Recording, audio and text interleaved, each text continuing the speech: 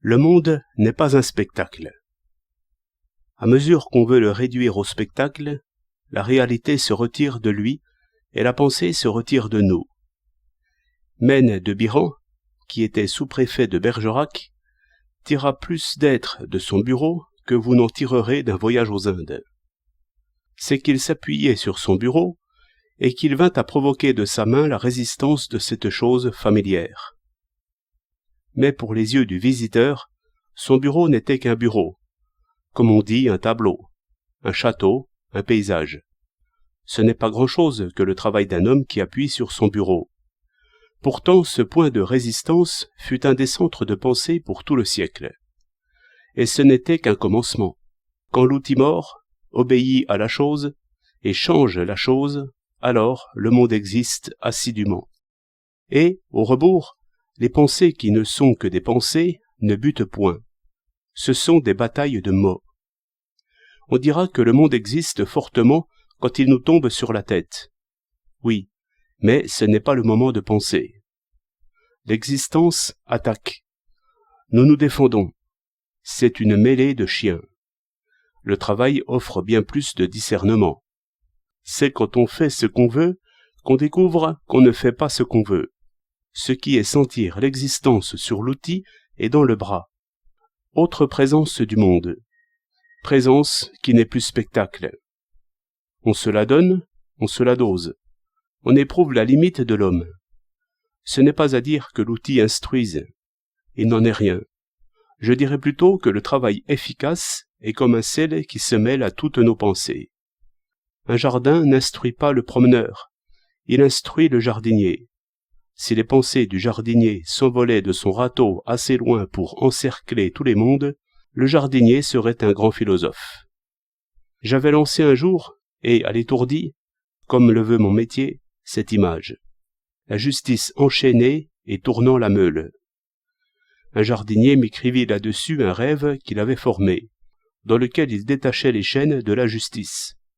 Ces chaînes, disait-il, étaient d'or, et il les employa à atteler son âne à sa charrette. C'était partir pour un grand et beau voyage. Platon, que je reconnus aussitôt dans cette lettre de l'homme à l'homme, avait ses ruses, et bêchait à sa manière, de façon à buter toujours contre quelque obstacle, tel un conte de bonne femme. Et son art était, ainsi que chacun peut voir, de raconter tout au long ce qu'on racontait, y mettant tout le détail, comme d'une chose. Ainsi, il retardait le dangereux moment où la pensée s'élance à comprendre. On comprend trop vite, et cela fait des esprits maigres. Toujours est-il qu'en Platon, le monde y est, l'homme y est. Mais, chose digne de remarque, la politique n'y est point. Les lois de Platon ne peuvent se comparer aux lois de Lycurgue ou de Solon. C'est que Platon refusa d'être roi, ou avoué, ou huissier. Ainsi, il ne sentit pas assez la résistance des affaires et la nécessité d'obéir si l'on veut changer. Rousseau fut par aventure secrétaire d'ambassade, c'est-à-dire qu'il écrivait des passeports et recevait des sous. Je ne puis mesurer ce qu'il tira de cette expérience. Et Platon a bien eu cette idée que le contemplateur devrait être tiré de contemplation après 1 an ou 2, et ainsi, dans tout le cours de sa vie, étant sommé de commander une escadre, de dire le droit aux marchands de poissons, et choses de ce genre. Toutefois, ce n'est encore que travail indirect et expérience seconde.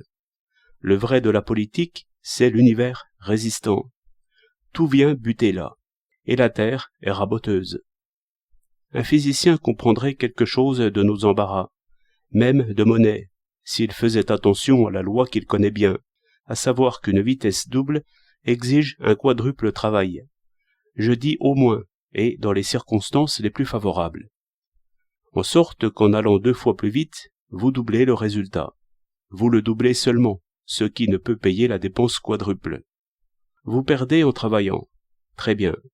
Toutefois, le physicien connaît cette loi sans y croire assez, par sa situation propre, qui est de concevoir d'énormes vitesses qui ne lui coûtent rien. Il refait le monde, mais ce spectacle n'arrive pas à l'existence. J'ai lu avec satisfaction que les avions allaient bientôt buter sur la vitesse du son. et même avant, comme sur une limite. Mais il faudrait savoir qu'il butait déjà, et ce qu'il en coûte de déchirer l'air. Tous les travaux, par exemple de coller très exactement, en contrariant le fil, de petits morceaux de bois, et de tailler l'hélice dans ce bloc, sont des travaux de déchireur d'air à grande vitesse. Je n'énumère point les métaux et la mine, l'étoile et la culture du chanvre, et j'ai tort, mais quand j'énumérerai, cela ne me coûte qu'un peu d'encre. Cette somme de travaux ne me parle pas encore assez. L'aviateur est porté à bout de bras, mais mon bras n'en est pas averti. Spectacle. Et l'aviateur a bien d'autres choses à penser. La vitesse nous ruine, et encore nous aveugle. L'aviateur dissipe le travail d'autrui. Il ne sent pas la résistance comme il faudrait. Et celui qui signe un chèque ne sent aucune résistance.